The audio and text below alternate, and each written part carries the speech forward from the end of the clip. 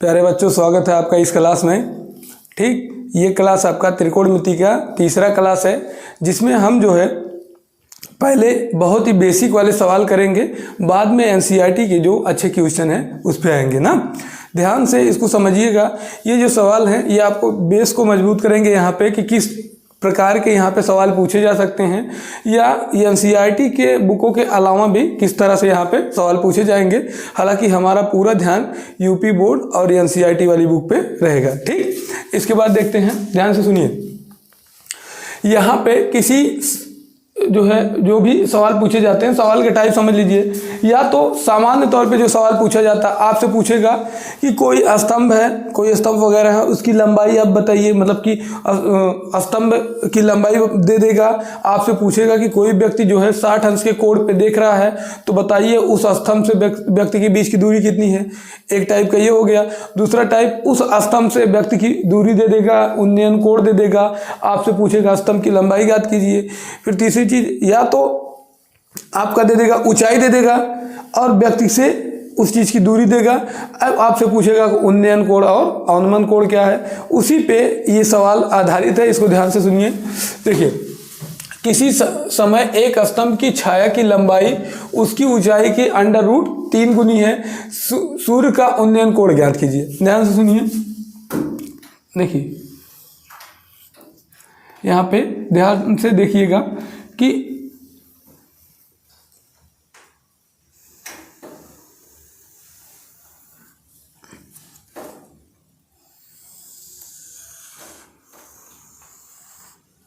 देखिए यहाँ पे बोल रहा है किसी समय एक स्तंभ, यहाँ से एक स्तंभ खींच लेते हैं, मानते हैं कि एक स्तंभ यहाँ पे AB है। ठीक, इसके बाद बोल रहा है कि छाया की लंबाई उसकी ऊंचाई की √3 गुनी है। मान लेते हैं इसकी जो ऊंचाई है स्तंभ की, ये h है, तो इसकी छाया की लंबाई ऊंचाई की √3 गुनी है। तो ऊंचाई अगर h माने हैं तो ये इसकी दूरी कितना होगा, यानी कि छाया की दूरी कितनी होगी। अगर इसको हम C पॉइंट मान लेते हैं तो ये आपका √3h हो जाएगा। ठीक, √3h। अब आपसे पूछ रहा है कि उन्नयन कोण ज्ञात कीजिए, यानी कि ये वाला कोण आपसे पूछ रहा है। बताया था आपको कि जहां से, यानी कि कोई व्यक्ति जो रहेगा जहां से देखेगा, ये बताए थे ना, जहां से देखते हैं आपके आंख के सिधाई में ये आपका क्या रहेगा, क्षैतिज रेखा। और इस क्षैतिज रेखा से जितना ऊपर आप देखेंगे वो जो दृष्टि रेखा बनता है, उन क्षैतिज रेखा और दृष्टि रेखा के बीच के कोण को क्या बोलते हैं, उन्नयन कोण। तो आपसे अगर यहाँ पे हम उन्नयन कोण को थीटा माने तो आपसे उन्नयन कोण पूछ रहा है। सवाल बहुत सिंपल सा है, आपसे केवल उन्नयन कोण पूछ रहा है। लंबाई नहीं दिया तो हम यहाँ पे मान लेते हैं कि माना जो स्तंभ है, स्तंभ की जो लंबाई है, स्तंभ की लंबाई बराबर h है। ठीक, अब यहाँ से जो यहाँ पे जैसे कोण बना है वैसे जो है आप बना दीजिए। ठीक, अब इसके बाद यहाँ पे देखिए, आपको बताए थे यहाँ पे क्या क्या चीज दिया है। एक तो आपको स्तंभ की लंबाई और जो है इस आधार के बीच में संबंध दिया है। तो ऐसा कौन सा त्रिकोणमिति अनुपात है, यानी कि 6 त्रिकोणमिति अनुपातों में से ऐसा कौन सा अनुपात है जिसमें ये दोनों आपस में जो है संबंध रखते हैं। तो आप पाएंगे ये लंब है, ये आधार है। तो tan और cot ऐसे त्रिकोणमिति अनुपात हैं जिनमें ये दोनों रहते हैं। ठीक, अब यहाँ पे देखिए, तो ये अगर हम बोले tan थीटा बराबर, तो tan थीटा बराबर आपका हो जाएगा यहाँ से tan थीटा बराबर, यहाँ से आपका लंब बटे आधार होता है। ठीक, लंब बटे, ध्यान से सुनिए, लंब बटे आधार। तो यहाँ से ये आपका हो जाएगा h, और ये आपका यहाँ पे आ जाएगा √3h, ये tan थीटा बराबर। ठीक है, यहाँ से अगर देखेंगे तो h से ये आपका जो h रहेगा वो कैंसिल हो जाएगा, यानी कि आपका tan थीटा बराबर क्या आ जाएगा, tan थीटा बराबर क्या आएगा, tan थीटा बराबर आ जाएगा 1/√3, 1/√3, ये tan थीटा बराबर आ जाएगा। यहाँ से आप लिख सकते हैं tan थीटा बराबर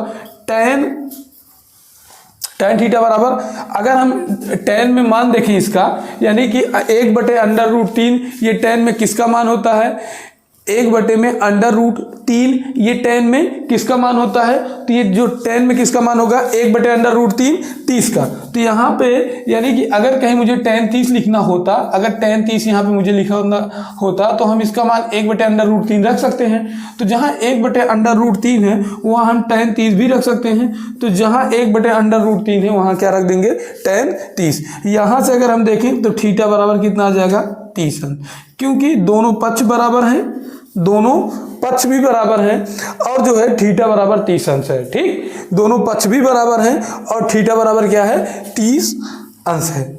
समझ में आया? ठीक, इसके बाद जो है अगला सवाल देखते हैं। ठीक, यहाँ पे देखिए, किसी मीनार के पाद से 40 मीटर दूरी पर क्षैतिज तल में स्थित किसी बिंदु से मीनार के शिखर बिंदु को 8 की दूरी जो है वो 80 मीटर है। इस बिंदु से मीनार के शिखर का उन्नयन कोण आपको देखना है। एक पहले आप बना लीजिए, यहाँ से एक बनाएंगे, यहाँ से क्या, एक आपका हो जाएगा भट्ठा ना। अगर यहाँ से हम देखें तो एक आपका हो जाएगा मीनार, और यहाँ से आपसे बोला है कि किसी मीनार के पाद से 40 मीटर दूरी पर यहाँ पे आप एक मीनार बना लेते हैं। ठीक है, मीनार जब भी आप बनाएं तो आप अपने हिसाब से ईंट के जो भट्टे होते हैं उनके नुमा यहाँ पे बनाएं। ठीक है, ईंट के जो भट्टे होंगे उनके नुमा इसको बनाते हैं। अब यहाँ से बोल रहा है कि इस मीनार के पाद से 40 मीटर की दूरी पर स्थित किसी बिंदु से मीनार के शिखर बिंदु की दूरी, यानी कि यहाँ पे इस मीनार से अगर इस पॉइंट को हम बी माने तो इस मीनार से यहाँ पे सी मानते हैं। इस शिखर के यानी कि इस बिंदु से शिखर की दूरी कितना है 80 मीटर, 80 मीटर दिया है। ठीक, उस बिंदु से मीनार के शिखर का उन्नयन कोण ज्ञात कीजिए। तो यहाँ से आपको मीनार के शिखर का उन्नयन कोण ज्ञात करने की बात कर रहा है कि मीनार के शिखर का उन्नयन कोण क्या होगा। तो यहाँ से आप लिख सकते हैं कि देखो, यहाँ से अगर शिखर का उन्नयन कोण बोल रहा है तो आप मान लीजिए, माना शिखर का उन्नयन कोण, शिखर का उन्नयन कोण कितना है थीटा है। तो यहाँ से इसको हम थीटा मान लेते हैं उन्नयन कोण को। अब इसके बाद क्या लिख सकते हैं आप, देखिए यहाँ पे कितना दिया है 40, यहाँ कितना दिया 80। ये क्या होता है आधार, ये होता है कण। आपको अब त्रिकोणमिति कौन सा अनुपात लगाना है, ऐसा अनुपात जिसमें आधार और कण दोनों आए। तो ऐसे कौन से अनुपात हैं, ऐसे कौन से अनुपात है जिसमें आधार और कण दोनों आते हैं, वो वाला कौन सा वाला आपका कॉस वाला, कॉस वाला और सेक वाला। कॉस का उल्टा क्या होता है सेक, दोनों उसमें आते हैं। यानी कि आप यहाँ पे लगा सकते हैं कॉस थीटा, तो कॉस थीटा बराबर आपका आ जाएगा, यहाँ पे अगर देखेंगे तो ये आता है आधार बटे में कण। तो यहाँ से आप लिख सकते हैं कॉस थीटा बराबर, यहाँ से आधार कितना है 40 और कण कितना है, कण का मान कितना दिया है 80। ठीक है, तो यहाँ से अगर आप देखेंगे तो कॉस थीटा बराबर ये आपका आ जाएगा 1/2, यहाँ से काट देंगे तो 1/2 आ जाएगा। यहाँ से कॉस थीटा बराबर ये आपका कॉस जो है 60 आ जाएगा। आप जानते हैं चूँकि जो है कॉस 60 का जो मान रहता है, कॉस 60 का मान 1/2 होता है, कॉस 60 का मान 1/2 होगा। तो अगर कॉस 60 का मान 1/2 होता है तो जहाँ 1/2 लिखे वहाँ कॉस 60 भी लिख सकते हैं। अगर दोनों पक्ष बराबर रहें और दोनों फलन, फलन का मतलब है ये त्रिकोणमिति फलन के अनुपात हैं, जैसे कॉस थीटा tan थीटा, यानी कि दोनों पक्ष इधर भी कॉस हो और इधर भी कॉस हो और दोनों पक्ष आपस में बराबर हो, तो आप लिख सकते हैं कि थीटा बराबर, यानी कि दोनों पक्ष बराबर हों और दोनों फलन बराबर हों तो कोण भी आपस में क्या होते हैं बराबर होते हैं। दोनों पक्ष बराबर हो और दोनों फलन बराबर हो तो कोण भी आपस में क्या होंगे बराबर होंगे। ठीक, समझ में आया? ठीक, इसके बाद अगला सवाल देखते हैं। यहाँ पे एक 4 मीटर लंबी डोरी से बंधी पतंग उड़ रही है, एक 40 मीटर लंबी डोरी से बनी पतंग उड़ रही है। यदि पतंग की डोरी से क्षैतिज से 30 अंश का कोण बनाती है तो पतंग के ऊर्ध्वाधर ऊंचाई ज्ञात कीजिए। ठीक, यानी कि एक कोई पतंग है, ठीक, एक कोई पतंग है जो ऊर्ध्वाधर उड़ रही है, ठीक है। पतंग से जो है पृथ्वी से ऊर्ध्वाधर ऊंचाई ज्ञात करना है। पतंग की पृथ्वी से ऊर्ध्वाधर ऊंचाई ज्ञात करना है, ठीक। यहां से बोल रहा है कि 40 मीटर लंबी दूरी से बनी, यानी कि इसकी जो लंबाई है, यानी कि जहां से व्यक्ति पतंग को उड़ा रहा है वहां से पतंग की जो ऊंचाई है वो कितना है, वो 40 मीटर है। और पतंग की डोरी से जो है 36 अंश से कितना कोण बना रही, 30 अंश का। 36 से कितने अंश का कोण बनाती है, 30 अंश का। आपको बताए थे कि आँख के सामने से ही 36 जो है रेखा बनती है, तो इस 36 से कितना बना रही है, कितने अंश का कोण, 30 अंश का, ठीक। तो आपसे पतंग की ऊर्ध्वाधर ऊंचाई ज्ञात करने के लिए बोल रहा है, पतंग की ऊर्ध्वाधर ऊंचाई ज्ञात करने के लिए बोल रहा है। तो यहाँ पे मान लेते हैं कि माना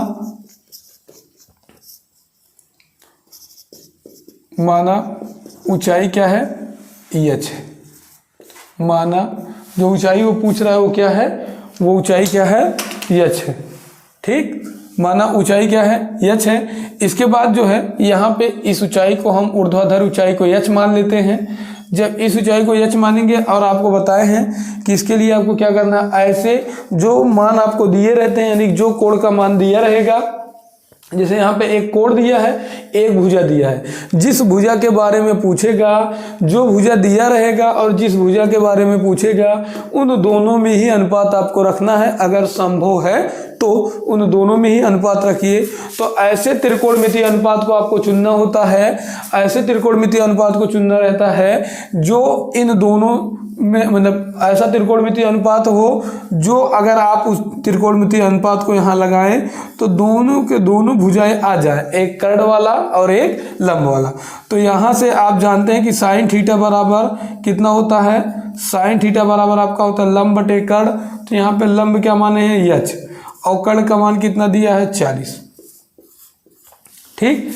इसके बाद कर्ण का मान कितना दिया है, 40 मीटर। अच्छा, साइन थीटा का मान कितना है, साइन 30 का मान यहाँ पे कितना हो जाएगा, 1/2। साइन 30 का मान कितना होता है, 1/2। तो यहाँ पे आपका यह चपान ये कितना हो जाएगा, ये h बटे में 40।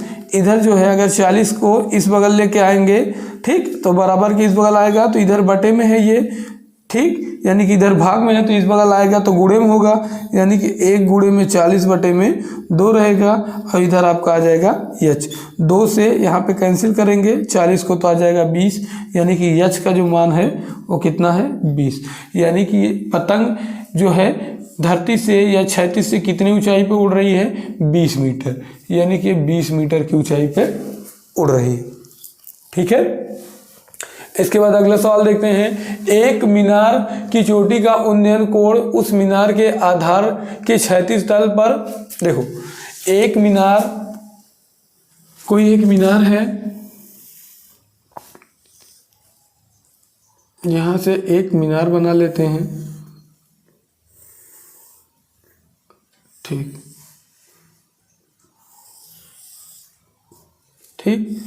एक मीनार की चोटी का उन्नयन कोण उस मीनार के आधार से क्षैतिज तल पर 40 मीटर की दूरी, यहाँ से देखिए इस मीनार के आधार से क्षैतिज तल पर 40 मीटर की दूरी पर स्थित बिंदु से देखने पर, यानी कि वो बोल रहा है कि उन्नयन कोण जो है, जो उन्नयन कोण है वो मीनार के क्षैतिज से 40 मीटर की दूरी पर देखने पर, तो ये जो उन्नयन कोण बनता है वो क्या है, वो आपका है 45 अंश, ठीक। इसके बाद यहाँ से इसको A, B और C मान लीजिए, तो एक ये आपका 40 मीटर दिया है। इसके बाद जो है उन्नयन कोण क्या दे दिया, उन्नयन कोण क्या है, 45 अंश है। उन्नयन कोण कितना आ गया, 45 अंश। तो आपको क्या बताना है, मीनार की ऊंचाई है, मीनार की ऊंचाई क्या है यही बताना है कि मीनार की ऊंचाई क्या है। तो अगर हम ऊंचाई को क्या मान लेते हैं, h,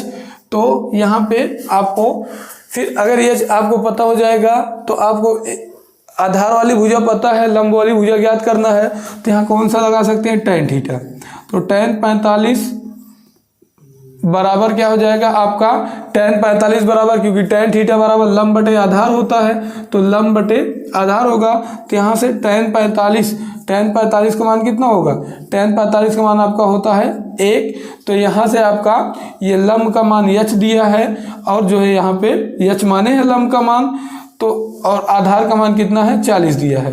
तो 1 को लिख सकते हैं 1/1, 40 का इधर गुणा कर देंगे, और 1 का गुणा इधर से ऐसे तिर्यक गुणा अगर हम करें, ठीक, तो 1 गुणे यच करेंगे तो यच ही आएगा, 40 गुणे 1 करेंगे तो 40 आएगा, यानी कि आपका यच बराबर कितना आ जाएगा, यच बराबर आपका आ जाएगा 40, यच बराबर 40 मीटर। ठीक, समझ में आया। इसके बाद जो हम सवाल लगाएंगे, यानी कि इसके बाद वाली क्लास में एनसीईआरटी के एग्जाम्पल और उसकी प्रश्नावली लगवाएंगे। ठीक है, आज के लिए इतना ही, धन्यवाद।